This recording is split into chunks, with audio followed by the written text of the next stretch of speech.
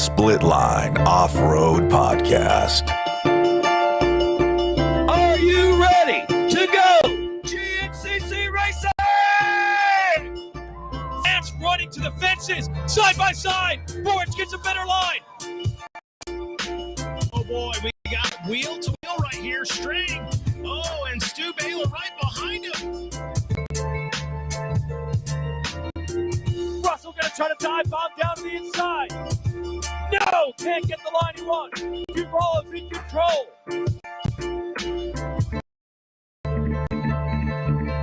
Leo comes. Neal once again. He's looking for the path. Oh, bumping going on.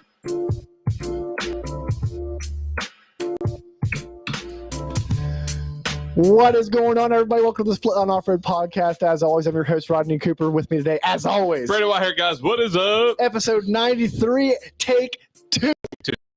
We are back. We are ready to roll. We are sorry. Is that a Mulligan?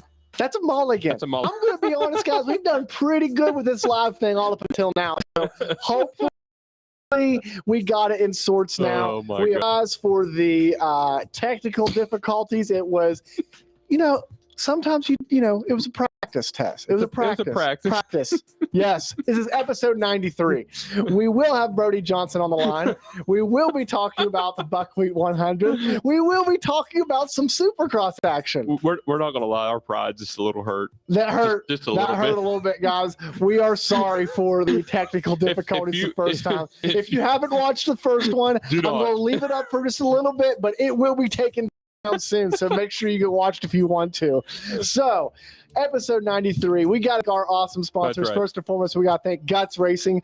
Guts has been in the business since 1985, making the best seat covers, seat foam technology. If you want the best, trust Guts. Also, if you want the best, go to sealsavers.com. Use the discount code SPLITLINE with a capital S to save on everything you can get over at Seal Savers. If you want fork protection for your mountain bike, for your dirt bike, coil protection for your ATV, CVC boot protection Right. for your side-by-side. If you want palm protection, Thumb protector. boot protector, Yep. go to Seal Savers. Use the discount code. You won't be happy. You won't be sad that you did. You will be happy that you did. That's right. Also, want to thank we got to thank Sunstar Chain and Sprockets. Brandon, what are those things made of? Case hardened steel, baby. Case hardened steel. Top of the line products, top of the line material. If you want to use a discount code that's basically like a sponsorship, use the discount code SPLITLINE30 to save 30% off of everything over at Sunstar Chain and Sprockets. If you need a good rep, need somebody to talk to, see exactly what you need for your bike, look no further than Doug Kirk.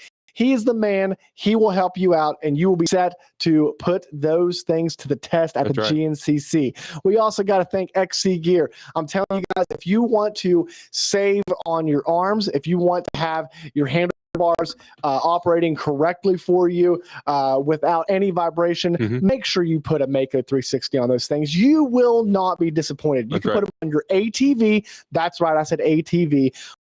Or your and get the Hammerhead 360 for your mountain bike. That's right. If you don't trust me, trust people like Doug Kirk.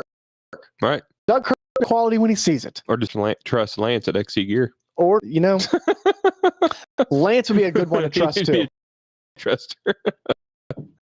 I'm just I've not got to ride the Hammerhead yet, but I assume it's as good as the Mako. It Makos are good. Makos are great. They're awesome. Now, make sure you guys go check out State Hair Scramble Series. They are the top of the line hair scramble series in the state of West Virginia. If you want a tough, challenging track that's going to test you physically, mentally, make you a better rider, and do it in a family environment, go to Mountain State Hair Scramble. And if you're going to do it quick because there's only, 2 rounds left? Yes, 2 rounds left. Ruger Run will be this weekend, and we are operating a special this weekend.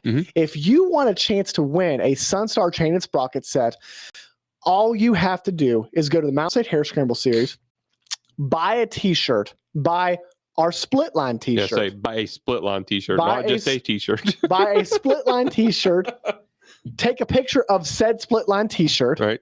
tag SplitLine, tag Mountain State Hare Scrambles, and you'll be entered for a chance to win a Sunstar Chain and Sprocket set. Now, Brandon, I don't know about you, but anytime I've ever entered for a contest and bought a ticket, if I don't win, I just toss the ticket away. Yeah.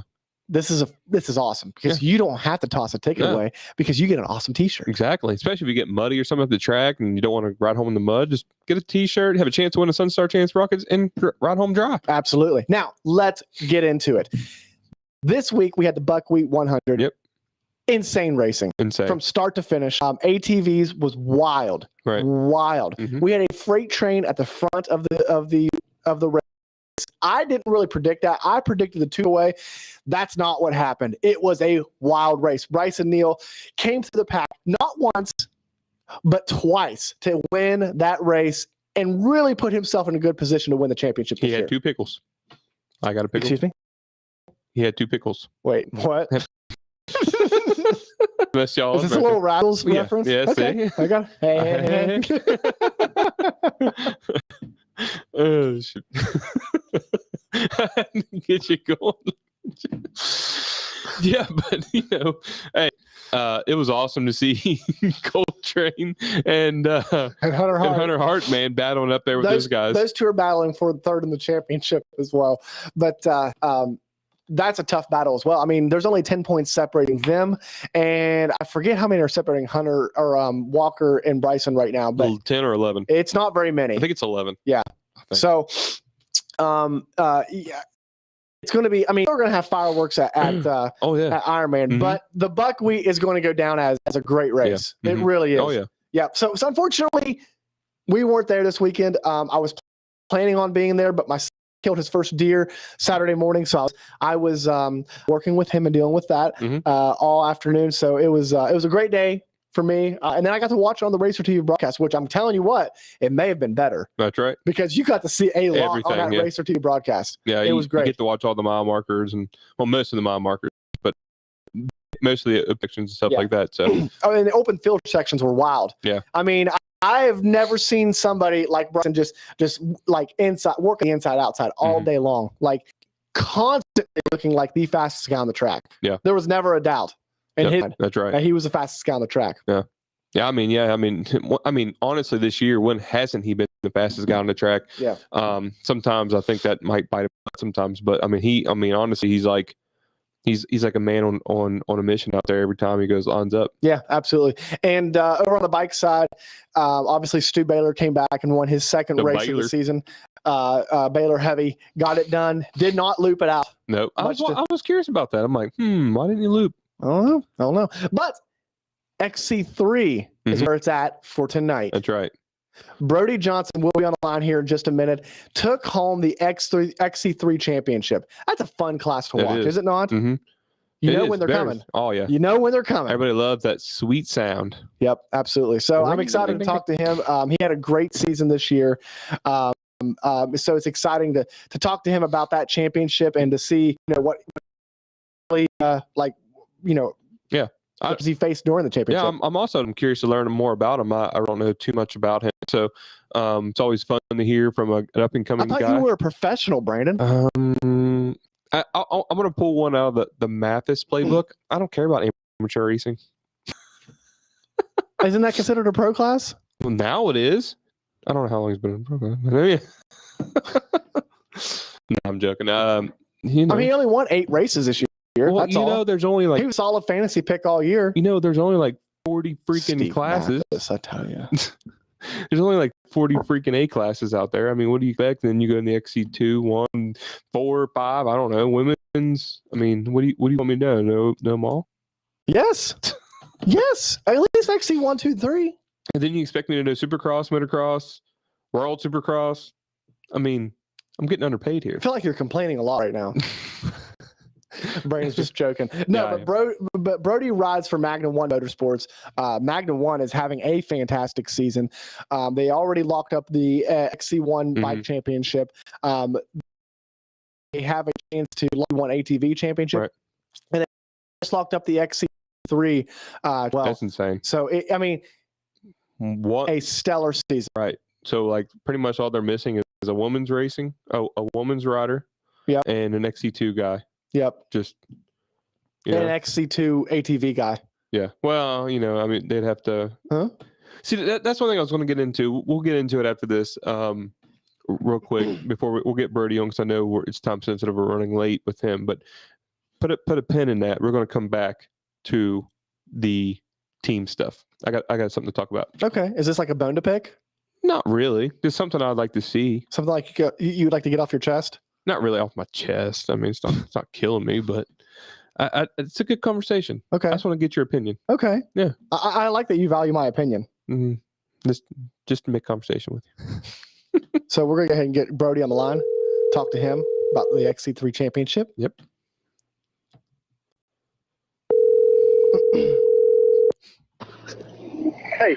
Hey, Brody, how's it going, man? Oh, pretty good. How are you? Good. Hey, it's Cooper and Brandon from the SplitLine show.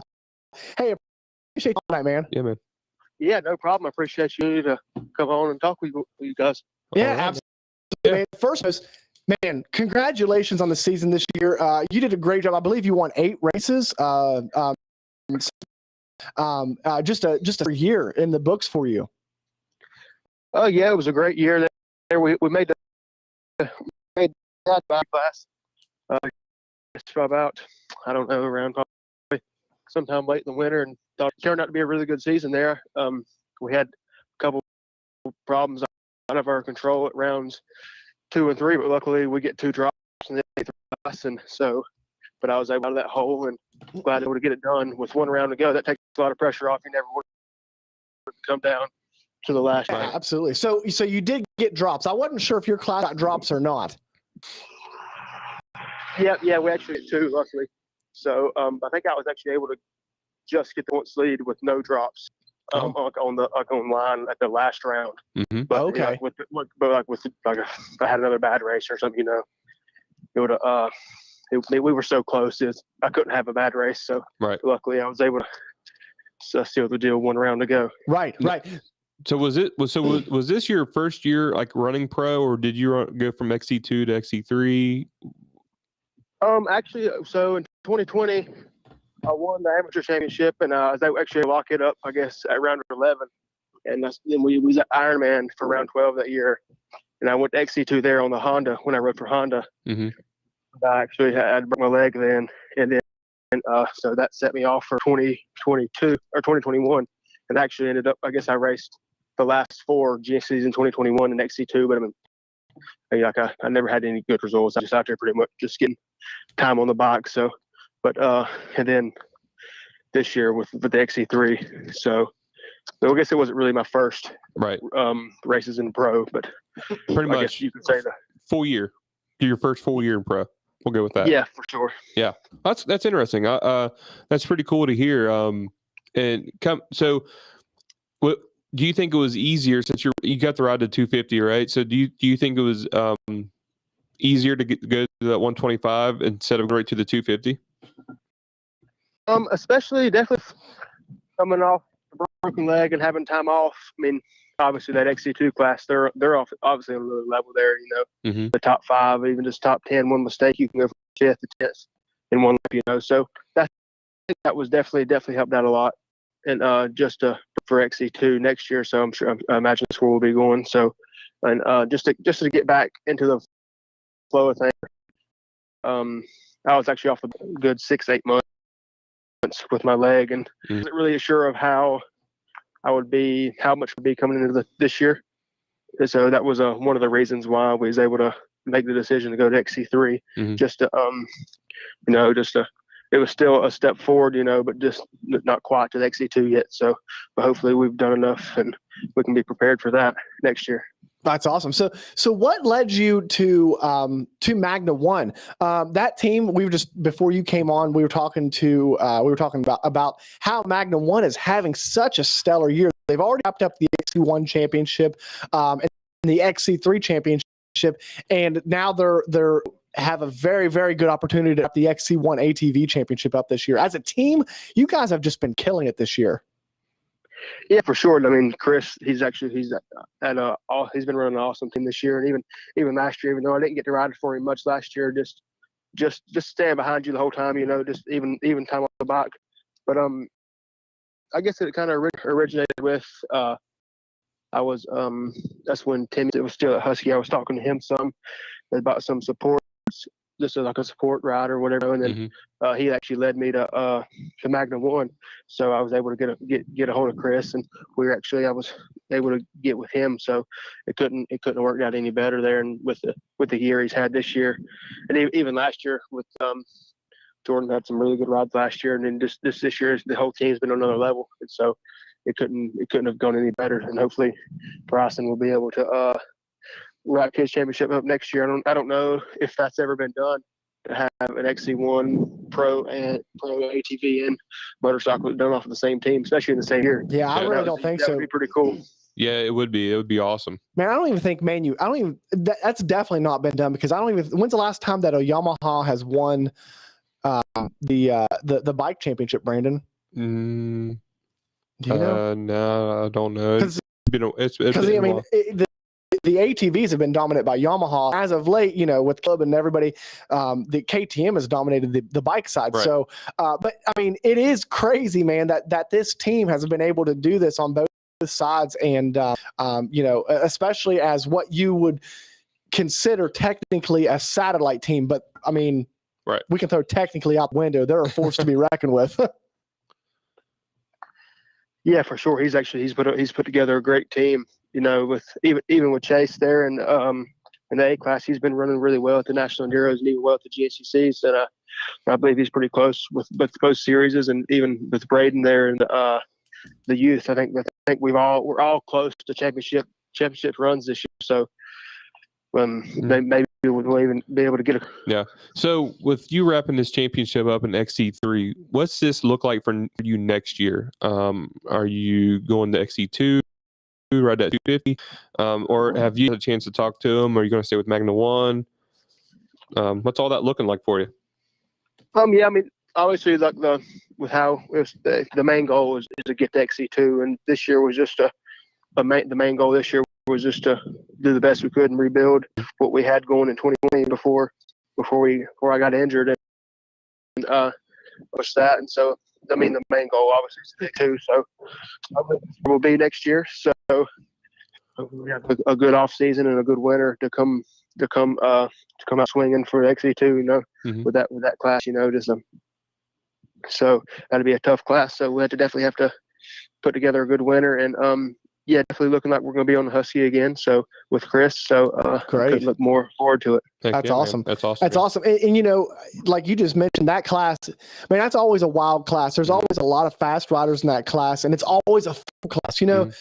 Often we look at XC1 line, and it's kind of like there's a lot to be desired when you only see like 8 guys on the line. But the XC2 line is just jam packed, like always. So, that's one of those classes where I think a start is like a premium, and that you got to really like fight the entire race. Yeah, for sure. I mean, the top 10, you never know, and you never know who's going to win. I mean, obviously most of the time there's 2 or 3 guys that you can usually expect to break away, but from 4th to 10th place, and even sometimes the whole top 10, is just they're together all race, and just one mistake or one little tip over, and you've lost 4 to 5, 6 positions, and those are easy guys to pass, And so you really got to stay on top of it all day, and like you said, you got to fight all day there. You can't have a bad lap or just that you have off, and then you've done lost in the position. So that's definitely the learning game next year. That's going to take some time to get used to, like to where this year. Oh, maybe it didn't take off quite as fast. There wasn't, like you said, there wasn't quite as many guys in the XC3 class, especially here later in the year. And a start wasn't quite as important, definitely, as it would be next year. I mean, a start will be crucial. So, especially with being new coming in and just trying to learn the speed. And those guys are always like Johnny and even Mike and all those guys are up in the top overall as the first lap. So, their first lap speed is on another level, and then they but even like at the Burr Oak with that we had a really long John Penton section. It was really tight, and I was able to I got in the lead quick there. I think I got second up to start there at the Burr Oak, and I was actually able to catch the main group of XC2 guys I think I passed 2 guys before I caught the main group, and they were still all wheel to wheel. And I guess with that section being so tight and so many of them, it obviously going to go a little bit slower than what I could go by myself. And once we got back to the main trail, those boys, they picked it back up and just dropped me again, like I'd never caught them. So, but that was cool to see, just to be able to see their pace, and even if it was just for a couple miles, you know. And it was also pretty cool to be able to catch them. But like on any normal track, I don't do that or get anywhere close to catching, especially the main group. There's a couple that I catch here and there, but I think actually. I could probably see. I think on overall I was second in Xc2 coming to the first lap, but after that they dropped me like normal, and so definitely a new pace just to learn that, and that's to be the main thing to learn. But then you put the whole 3 hours together, and that's a whole nother level there. Yeah, it is. I was gonna say, like, it seems like listening to like the XC1 guys, like the real good top guys, the biggest thing when you go up a class is you know you're fast, right? Because you're in that class, so you're fast. The biggest thing is running that fast speed the whole 3 hours plus off the start, like so from lap 1. Sometimes guys are slow starters. That's what holds them up. So I think the biggest thing is going to be just running that speed. Getting that comfort level. Yeah, getting that comfort level from start to. Yeah, for sure. Like you got just wins here and there, like it's just like staying with them for a lap or 2 laps. You know, just to build the confidence up going into next year. That'll play a big role, and just being able to run up. Like I know I'm fast and got the speed to run with some of those guys. Maybe not the absolute front, but like, you know, just being up there and learning with them, it's gonna be the best thing we can do. So I'm looking forward to it. Yeah. So when did you start riding, and then maybe racing GNCC? Have you done it since you're a kid? Oh yeah, actually, I think it was probably like 4 or so. I guess I started out on a Honda 50, and at the time, my brother Jonathan, I guess he was on 65s and 85s or so, and we actually still had one of his KTM 50s left that I guess that Dad had kept, but I hated that thing. I didn't like it. So actually, I rode a Honda 50 most of the time. I was on a 50, and I think I got on a 65 at 7. And I run a couple of GNCC championships. I think I may have won a 65, 79 championship in GNC, or maybe a 10 to 11 or something. And I think I won a 65 championship. I'm not 100% sure of which one it was. And then I run most of the A5s on it, and then I ended up going to big box around 14, 15 or so. Run some 200A there. I think I run a full season, and just like with the Xc2, I mean, it took me all year just to be able to get a where I could run even just the A guys pace when I was coming in there. And then so I mean, I've been running the GNCCs pretty much my whole life, and racing, riding since I was probably my whole life, but since I was able to, you know. Yeah, that's cool. I mean, because I know for a while, like they didn't have a 50cc class, so it's pretty cool to start seeing these guys that started racing from 50 cc's up through, and that's what I was curious about, if you were one of those guys. Some of you guys can hop in and when you're 13, 14 and just start kicking butt, and some of you guys been doing it since you were 4. So your brother is Jonathan Johnson, right? In the Xc2? Yes. Okay. Yes. I thought that was correct. What's that dynamic like? Are you guys do you guys like practice and battle with each other constantly? Because you're pretty close to the same pace. Like what's that dynamic like? Yeah, pretty much everything he does, I do just with him. You know, like we live together, so when he's riding, I'm riding. If he's bicycling, I usually bicycling with him. You know, or just whatever it may be. We usually do everything together, and it helps out a lot. And even just like from a younger age, I know he hated it, but I would always this always helped me to try to get faster, you know, where I cut the track and just get behind him, and just try to stay as long as I could. And I mean, all the years of doing that and everything has definitely helped me out a lot. Mm-hmm. And I know he hated it, so he didn't want to see me getting fast. But what's the but, age difference? 5 years, I believe. Oh 5 years. yeah. Yeah. That's a good rivalry age. That's a whole. Yeah. It's really cool to hear this because I was just listening to a Stu was talking, and him and his brother, and then Ryan Sipes and him and his brother, they were all talking about how like the younger brother usually is faster, and it just pisses him off. If Jonathan's listening, man, I'm not saying that. I'm the older brother, so I'm on his side. See, Brandon's okay to say because he's I'm the younger brother. Yeah. I'm the older brother, so I got to be on Jonathan's side. So yeah, I mean, it even helps, but especially now that I've gotten to where I'm closer to his speed, especially like when we were kids, for now we can pretty much use each other's to help each other, if we're just riding or anything. If he's like, especially at the house there with tracks, I mean, we're pretty close. So I mean, if he's just a little off or I'm just a little off, we can help each other push just to stay going there. And even Michael DeLoso there, he rides us a lot there at the house. Even him, he helps us all of us just to be the best we can. You guys ever do like any like bets, like whoever puts the fastest lap down on the day has to wash the bikes or something like that at the end of the day? No, not really. We usually try not to get too competitive practice. Just we always just try to keep it fun. Yeah. It's always cool sometimes to hear the brother stories. No, I always think the brother stories are awesome. Yeah. There's a lot of them. There's quite a bit of them in the sport of like anything dirt bikes, like motocross, supercross, like whatever it may be. There's a lot of brothers. That's cool to see. So what's life for you, like off the track? Like, what do you enjoy doing when you're not on the bike? Is there anything hobbies that interest you besides riding dirt bikes, or are we strictly just two wheels or nothing? I mean, just like anybody that's into it as deep as we are, there's not, for most of the year we're racing, so I mean there's not a whole lot we can do. But I mean, anything outdoors, I love hunting. Nice. And just fishing and just anything outdoors, just hanging out with some buddies on the weekend. We're not racing, and just whatever, Have you had a chance to get out in the woods yet this year? I know it's deer season right now. That's all that's on my mind. And Brandon's over here shaking his head because I'm just here for the jerky. That's all. He's here for the jerky supply. But have you set your sights on anything yet?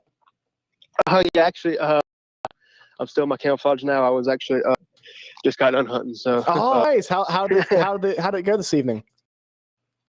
They would see 4 does there pretty early, but no big bucks or anything, so, but it's still fun just to get out in the woods, relax, and watch those does come by, Oh yeah. I'm with you. I'm getting ready to go out Friday to Ohio. I think this cold front's going to have them on their feet a little bit. So yeah. So hopefully we'll in Oklahoma this weekend, so hopefully it won't be too cold. But like you said, it'll be good. It'll be good for the deer. That's right. Exactly. Did you say out in Oklahoma? Yes. Actually, that's close to Tulsa. What is that? I think it's Sand Springs, Oklahoma. That's the NEPG. Oh, that's right. How are you doing in that series? Second. Behind Nelco. That's actually who I was hunting with. Okay. Yeah, Ben riding pretty good too, so it's pretty cool. Yeah, he's been killing it this year. I mean, I think I've been able to get 2 wins, and Jonathan's had 1 win, and he got the rest. So he's definitely on top of his game there. He's a tough one to beat. When we line up, he's going to be one of the ones you're looking out for. Yeah, that's for sure. So the hardest of the day for you, man. Go ahead. You usually take this. Yeah. This is the hardest question. Okay, so it's probably gonna be the hardest one to answer. Sometimes I'm wrong. People are just like that with quick. it. But if you had to pick one fast food restaurant and one candy to eat for the rest of your life, what would it be? And the reason why we ask this question is because from what we can tell, you can tell a lot about somebody's character with the way they answer this one. I don't know that fast food. Chase there, he'd love to hear me Bojangles. They always give me a hard time because I hate both. But so definitely either Bojangles or Chick-fil-A. Those two are pretty hard to beat. Yeah, they are. I don't know. Probably like a Snickers bar, like a Reese cup or something. I guess if that's I don't really do a whole lot of like the really sweet like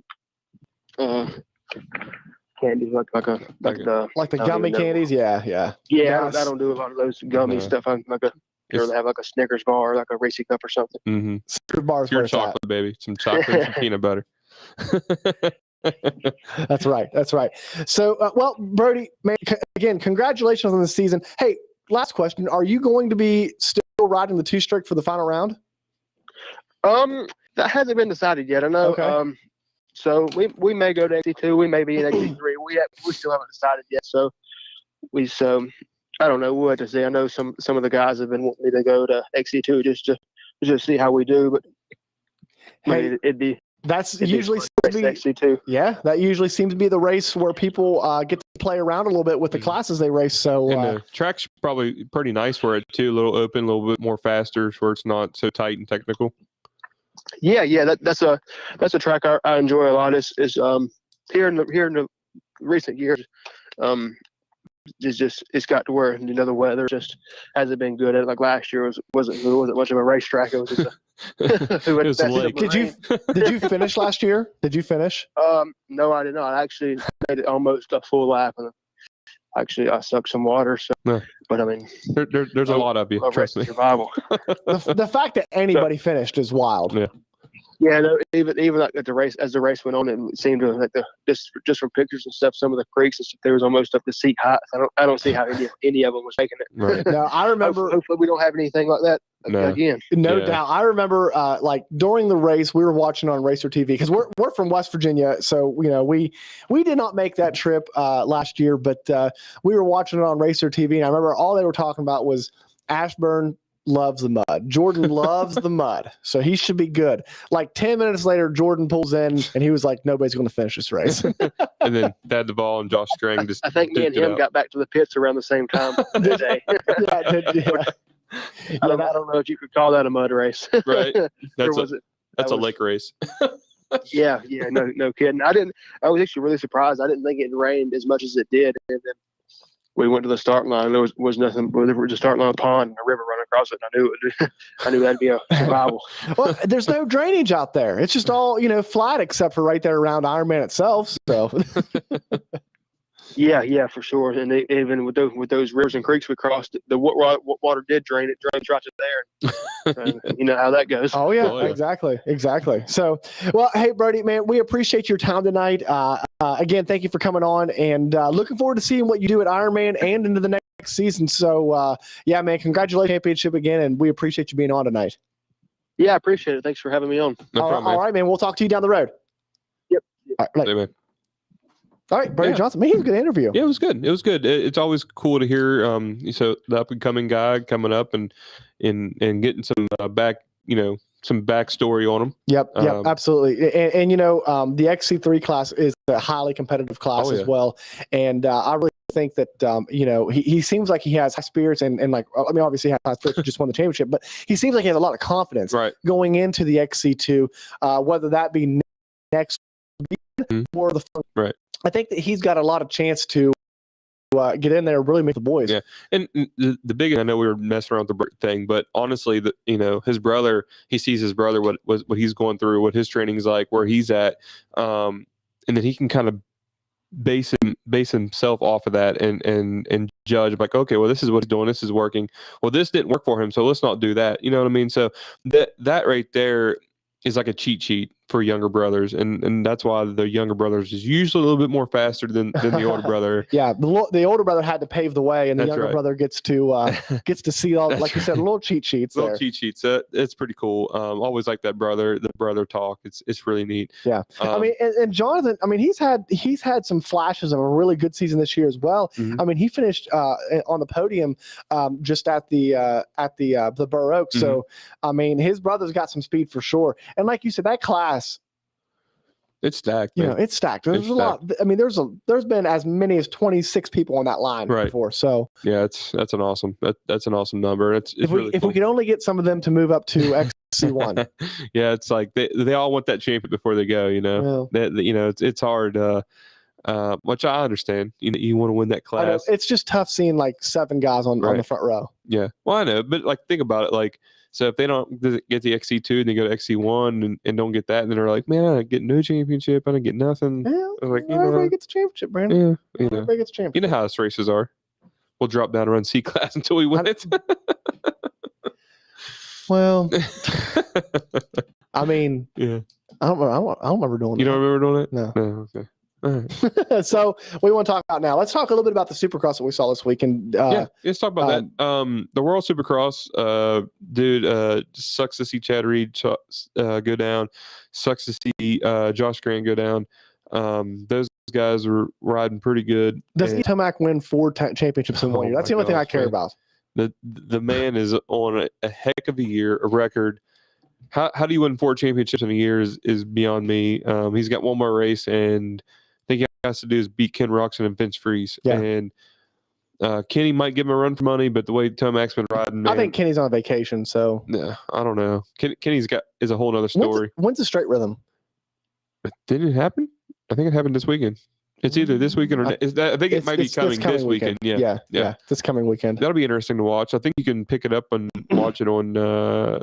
There's someone streaming it or on TV. Actually, I can't remember what it is. That'll be cool on the beach. So that's neat. That's cool. During the daytime. Yeah. Yep. So, hey, real quick, want to give a shout out to everybody in the comments. I've not been able to pay attention to the comments because you guys have been talking so much in there.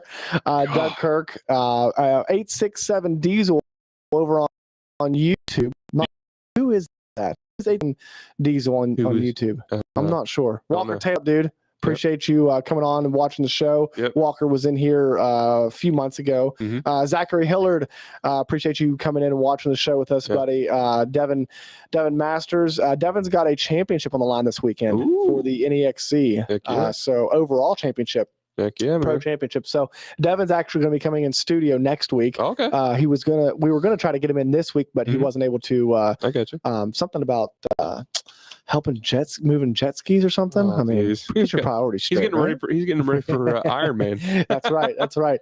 So yeah, especially with the jet skis. Doug Kirk, as always, in the message board. But yeah, I always appreciate you guys. Toby Hughes, what's up, dude? Appreciate you there too. Sorry, really, I mean, you guys just talk so much. I have a hard time getting there. So yeah. Back to where I said put a pin in it. What we putting a pin in? Remember I told you before we talked. So Signal 1, right? So they come to the season. As far as I know, and I could be wrong, but as far as I know, they are the only team to do bikes and quads, right? Yeah. Right. Yeah. So to me, and I would like maybe one day we'll reach out to the team manager or the owner to see. I definitely would love to have that interview. Right. We need to have that interview. They're listening too, so let's hook that up. Yeah, let's hook that up because I want to know the backstory a little bit and what do we got to do. Like, wouldn't it be cool to like see like why doesn't like Pro-Am Yamaha, right? They're Yamaha, right? They're Pro-Am. Why don't they pick up, I'm not saying Walker Fowler because whatever, but like say a Hunter Hart or Cole Richardson, bring them under the tent.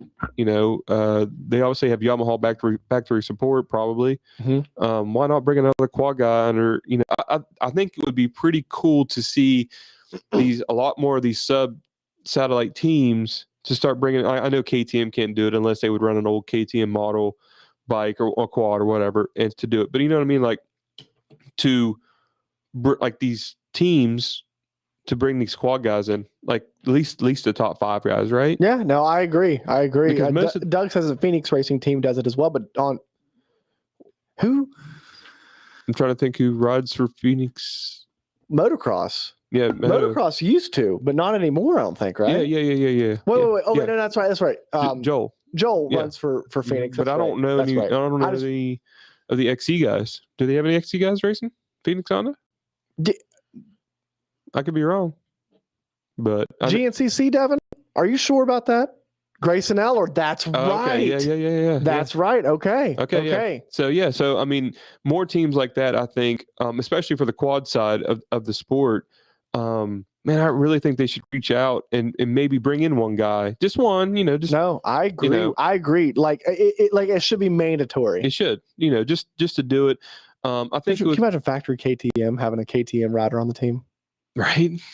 I mean, wouldn't it be cool? No, it would be awesome. I mean, you could do it. I mean, there should be like a but what would be a good incentive for something like that is like, what if the GNCC would have a championship bonus right, for like the best overall team, right, like Magna 1 sweeps it right now this year. Mhm. But if you get like Stu Baylor, like Yamaha, right, Stu and then Walker under the same tent, right. No, I get it. I get what you're saying. Yeah. Like I think it really needs something like that. Really needs to happen to make the quad side stay. The bike guys might be cussing me right now, but the quad guys stay in GNCC racing, because right now, if it wasn't for Yamaha, and I don't know if GNCC racing quads would be as big as it is now, because that's the only support there is. really have to work hard to make money. Right. So like, if you walk down pit road, so don't the bike guys. Right. But I'm just saying, like there's more opportunity for money right now in the bikes. But that it wasn't always like that. At one point in time, man, the factories were the big factory rigs was the ATVs, and the bikes were a little bit smaller. Exactly. So that's where I'm getting at. Like I'm looking, go to the race. You walk down pit row, you walk down by the bike trailers, Ampro, KTM, all of them. It's all bikes, Kawasaki, all of them. Then you walk over to the quad side and you see a bunch of, you got some nice rigs and stuff, but most of them are like personal trailers and haulers. And you're just like, man, like all these guys are putting up the money and the time and all this. And if they would just have, like we saw it with Bryson Hill, Bryson went to Magna 1 this year.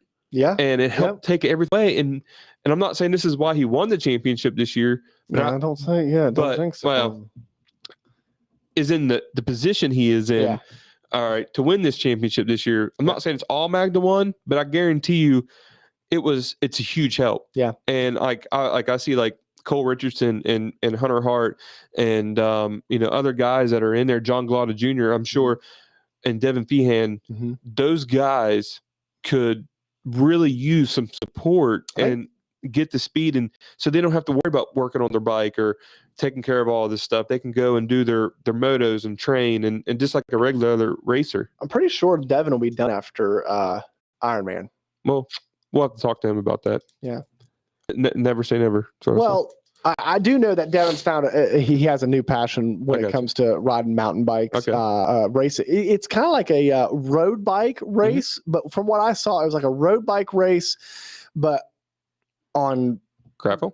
Like what? I can't remember what they're called. It was a road bike, but there was a lot of like field sections, a lot of like carried up steps and just like you got to be a beast.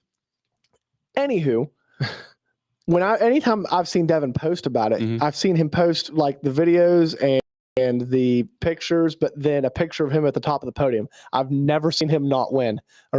Dude is a beast. Yeah. So, if that's where Devin's moving on to after, ATV racing, and if it's now, good luck to him, man. It's awesome to see something that he's passionate about for sure.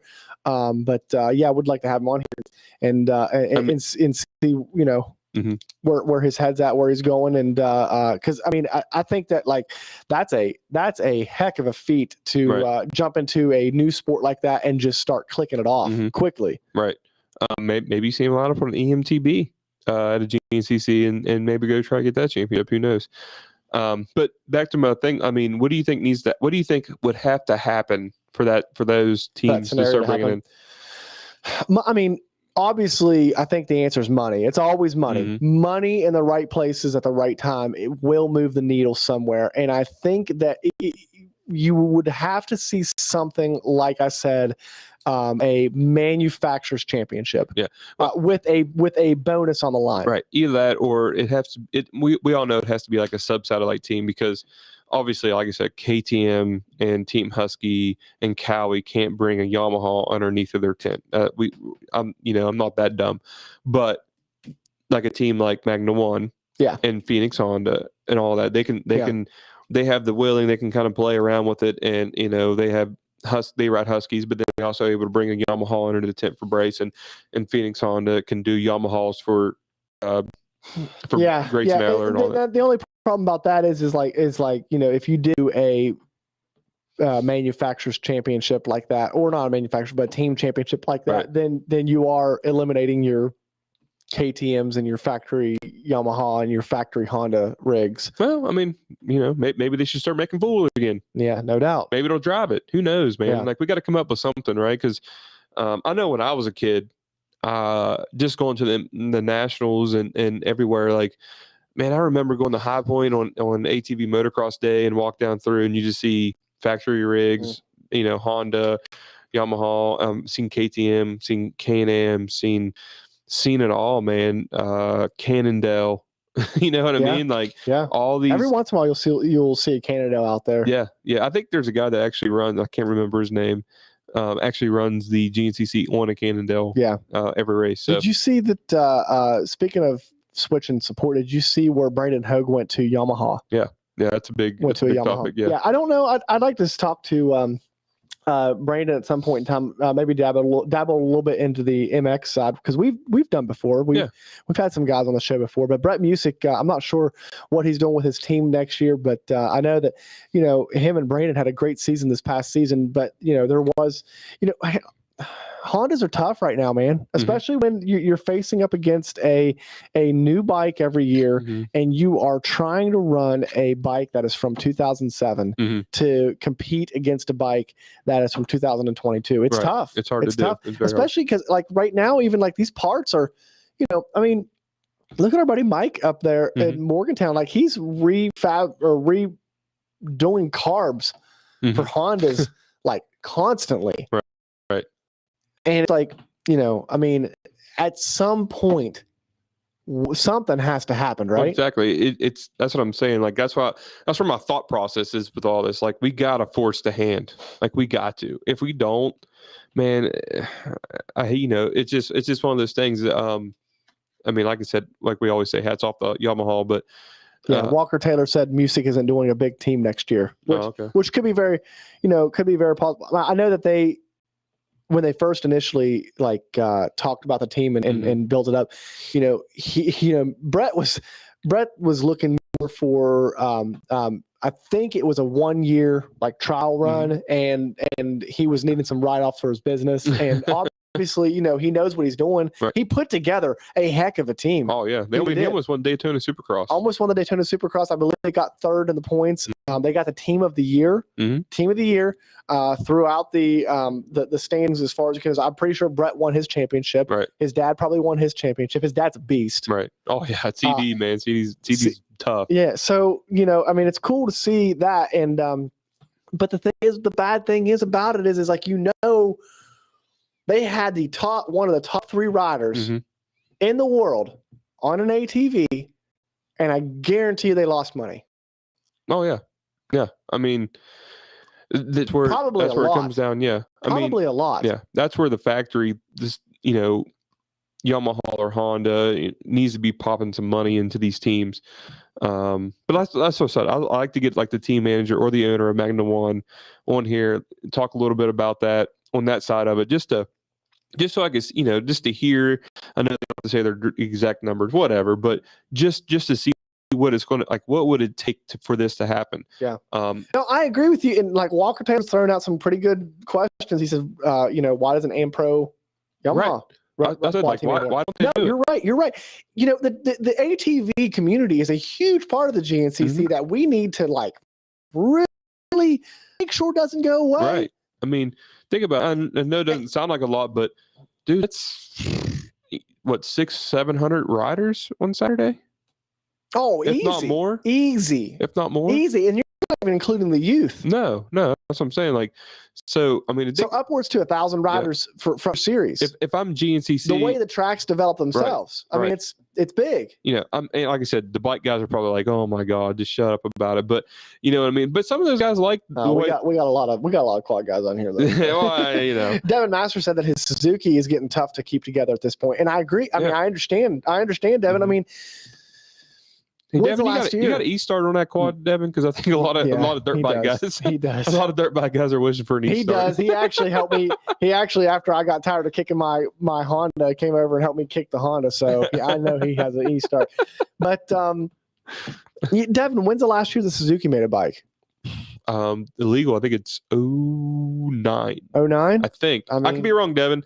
I could be wrong, but back in the day, dude, that's back when that's like we graduated high school in 07. right? I think I could be wrong. I could be wrong, but I think it was 09 they started making them illegal in the States. I could be off a couple of years here. Making them illegal in the States. Yeah, because of the emissions or something it put off. Because they're making them, and you're able to get the stuff overseas and buy them over there. But, I mean, do you remember watching AMA motocross, ATV motocross, when there was like a factory KTM or KTM, Kawasaki, Suzuki, Honda. I mean, and now we're going to be anything but a Yamaha on the line. That's what I'm saying. No, that's what I'm saying. Who? Hogue was the Who? Wolf? Did Wolf go to Yamaha? No. No, he's still on Honda. Not really running the series. Well, I mean, I think he got pops in and out of the series a little bit. Yeah, I mean, it's. I know a lot of diehard Honda guys out there, but eventually you're gonna have to make the switch. I mean, it's tough, especially like you talk about the Daytona ATV and or the Daytona race, and that was that was a bummer. It is. It's a total bummer, man. I've seen the sport when it was at this biggest one with the quads, and then I've seen it now where it's smaller, and we started getting bigger with the Yamahas. You really got to shout Yamaha because they are what's keeping it a lot going, in GNCC and ATV motocross and probably the work series out that way, and all that stuff for ATV racing periods. Yeah. I mean, I know you guys might not like it all, but you might have to really start. Yeah. Cole Richardson actually was saying about he answered Walker Taylor about the Ampro deal. He said Ampro is a bike-based team. The support was mainly for bikes. A lot of parts, etc., don't go hand in hand as well. Right. So realistically, we bringing our own sponsors on board, like tires and shocks, etc. At the end of the day, we could go privateer and bring in the same deals. Which I get that. I get that. Yeah. Yeah, makes sense. I like I said, it was just a question, a theory. At the end of the day, I think what we're trying to say is that like we talk about TVs and bikes equally on this show, right? We tried to. And what we want for the ATVs especially is for those guys to have an easier time making a living pursuing this this passion. Because I mean, God, I mean, or at least Cole take some of the bike work from them. You know what I mean? Well, yeah, but like Cole and like Hunter and Bryson, like Walker, Jay Shad, yeah, exactly. And those guys are the top of the line in the world. In the world, yeah, of ATV off-road racing. Right. And they I think that across the board, GNCC racers need to be paid more. Right. But that includes the ATV guys for sure. Well, in once again, we're back to factories, giving them contracts, because it's like, we had Stu Baylor on a while talking, like, it's not like he's making a lot of win money. Like there's not a lot of purse money. Yeah. He's getting it from his contract where he's like, hey, if I win first place, I get $10,000. You know what I mean? Yamaha, it's not GNCC's paying him. It's Yamaha is paying $1,000 to win her. Yeah. And I don't know too much about the quad, pro stuff. I don't know who has contracts like that is paying them money to win races. You know what I mean? At least that much money. No, I agree. And money moves the needle, and that's what needs to happen somewhere. That's what I just want to get somebody's opinion that actually knows what's really going on. But I like, you kind of like look at the Magna 1 as a reference. That's cool. Because and I don't know what the support level is difference between the AVs and the bikes, but I mean, man, I think you really gotta pump that team up because like look what they're doing. Like Ryan is the last time. Has anybody ever? Right. been able to, Bryson hasn't won the championship yet, but has anyone done it or even came close to doing it with one team, winning multiple pro championships in one season? Right. Yeah. I mean, we'd have to Google it. And if that team starts becoming more and more successful, do you copycats? Mm-hmm. I mean, that's what I hope. I hope so too. I mean, I don't know about everybody else, but at least you would think it would be good for the sport. Yeah, because I mean, when you look at like you said before, like look at Bryson and like look what he's done year after year after year, and then this year, year after year, we were always talking about, man, Bryson's got the speed, but Bryson was hard on the bike or would have a manufacturer mechanical error or something. This year, that hasn't happened. I know, I agree. I'm just saying though, it hasn't happened. Right. Yeah. I mean, where he hit the tree and ripped the swing arm off. Right. That's okay. That's not a mechanical. That was a wreck. Right. You know what I mean? Yeah. So there's not been a mechanical. Right. Yeah. I mean, and it's tough. Like I said, we had Jay Shadow on not too long ago. He's out working out of town, probably putting, I think working like 60, 80 hours a week. Yeah. Then he had to drive I can't remember how many hours, but drive to his house, work on his bike, get in the truck, drive to the track. Yeah. Fullest of full-time jobs and then still doing this. So these guys, I mean, for a fact, it's working on your bike, working on your bike is enough. And he's not the only one. I get you, the XC1 line besides probably Fowler and maybe now Bryson. McGill's probably putting in work too. No. Okay. Well, I don't think so. Besides a couple of those guys, most of those guys are probably working. McGill's a personality. he's something else, I'll tell you. Yeah. Is doing that. Yeah. And I don't know how they're doing it. And it's the love that they have for the sport is what's keeping them going. You know what I mean? Yeah. And then look what they provide for us on Saturday. Look at that. What they provided for us on Saturday. That was some of the best racing that I've ever seen. Cole, if you're still watching, man, golly, congratulations on a great race. Great BM. And your points closer to that third place overall position for the end of the season. Hunter Hart was in the lead at one point, was in fourth at one point. I mean, you guys just went back and forth. It was absolutely wild. And I really hope that we get that again one more time this season. Yeah, that would be pretty neat. That would be pretty neat to see going into Ironman, like a freight train like that, like 4th, 5th, whatever, and then seeing what could happen. Like, could you imagine? And just think, I'm just talking to the top of my head, just to give you guys something to think about and to get excited for. Could you imagine if Walker Fowler was leading the race, going into the lap, there's a freight train behind him, Bryson Nils in 5th place. Like, oh man. Yeah, and then you got people like Cole and Hunter battling for that third place position. It's like, does Bryson make the pass? Does Fowler win the chip by like nowhere? Yeah. Or does Fowler lose his 8th championship by 1 point or something? Like, how insane would that be? It'd be wild. Yeah. It'd be absolutely wild. One thing we forgot to do at the beginning of the show, and you just reminded me. Yeah. Let's do the rundown of all the races, all the pro races real quick. In the 4x4 pro, want to give a huge shout out to Brandon Frazier for taking the win. Landon Wolf is finished second, and Cody Kohler is in third. Actually, Brandon Frazier and I believe Hayden Mickelson are tied for second right now. So that's a good battle to be watching. The women's championship's already wrapped up, but Hannah Hunter won.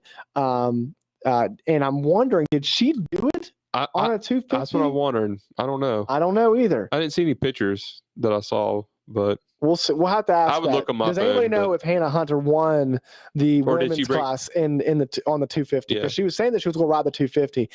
Tracy Pickens finished second. Jessica Eloff finished third. So congratulations to those girls. ATV XC2. I know that. Wyatt Wilkins took the win. Yeah. So congratulations to him on that. That was a heck of heck of a race for him. And I believe, is that his first win? This year, I think. I'm not sure about last year, but yeah, because Brandon Owens and then Jay Shad just wiped the field the rest of the year. So so that's pretty cool for Wyatt. Yeah. Get him on with his first victory. Yep. And hang on. There we go. Finally, Brandon Owens finished second. Stephen Harrell finished third. So congratulations to those guys. Those guys, those three guys right there were always the other three guys besides Jay Shad that was taking turns on the podium. And then the pro class, obviously, Bryson took the win. Walker Fowler took second, and Cole Richardson took third. And they were within, I want to say, 45 seconds of each other at the finish, but it was much closer for the first 3.5 laps. It only spaced out right there at that end of that race. On the bikes in the AM, the WXC. By the way, Devin Masters said that she rode the 450, but is running the 250 to Ironman. So I'll be excited to see how she does there. Taylor Jones took the win. Rachel Archer took second, and Corey Steed took third. So Rachel did what she needed to do, beat Corey Steed, and looks like she should be being able to put a good race in and take that championship next weekend.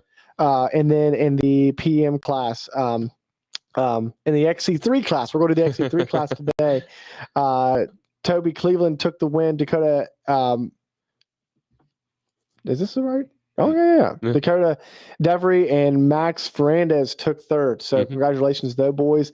And then in the XC2 class, Lyndon Snodgrass took the win. Yeah. Did you see his burnout? Yes. Oh, my gosh. That was wild, wasn't it? Yeah, it was. Once again, I hate to bring up Mathis, but he made his point with the whole burnout. He killed the camera guy, didn't he? And then he just kept burning it. So congratulations to Lyndon. He was on the show last week. So I'm not saying that, it's not because he got on the show, but maybe it is. But he won the chip. So congratulations to him. Johnny Gerard took second, and Liam Draper took third. Great race for Liam, friend of the show. So he's really turned it on since coming on the show as well. Man, geez, these things trending. That's right. These things are trending. So if you guys want to, step up your game, just come on the show, right? And then in the overall, Stuart Baylor took first. Jordan Ashburn took second. Just what Jordan does, man. Just right there, clicking them off. Diesel, baby. Doesn't even have to anymore. Right. Does it anyways. And then Craig DeLong took third. So that was a pretty small XC1 class. Like I said, only 7 guys on the line. So, but might be small but mighty, baby. Mighty, small but mighty. That's right. That's right. So, Brandon, I think it's about time we roll this thing out. What do you think? I think, not too bad. A little bit of we're cutting a little bit short tonight, but if you guys missed the first half an hour, God, don't go back and watch it real quick. You want to see how bad we can be? That was probably worse than episode 1. The Gary Denton drop.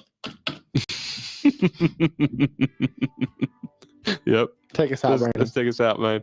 Hey guys, Guts Racing seat covers.